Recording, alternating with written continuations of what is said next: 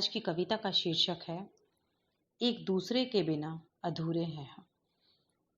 समान थी हम दोनों की समानताएं, समान थी हम दोनों की समानताएं।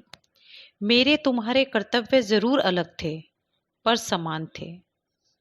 तुम परिंदे की तरह आकाश में उड़ रहे थे, मैं मर्यादाओं में जकड़ी हुई भी खुशियों में उड़ रही थी। तुम रोज मुझे मेरी जिम्मेदारियों का एहसास करा रहे थे, तुम रोज मुझे मेरी जिम्मेदारियों का एहसास करा रहे थे और मैं उनमें ही अपने सुख ढूंढ रही थी। तुम्हें इस दुनिया का सुखी इंसान बनाकर मैं खुद को ही खुश कर रही थी। हाँ बंदिश थी समाज की, हाँ बंदिश थी समाज की, पर मैं उन बंदिशों में भी अपनी सुरक्षा महसूस कर रही थी। कमजोर नहीं थी मैं, पर मेरी परवाह देख मैं गदगद हो रही थी। स्त्री होने पर गर्व था मुझे, स्त्री होने पर गर्व था मुझे।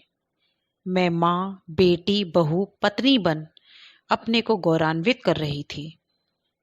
मैं पढ़ लिख कर पुरुषों से कंधा मिलाकर चल रही हूँ, पर परिवार को एक घरेलू स्त्री की तरह समय दे रही हूँ।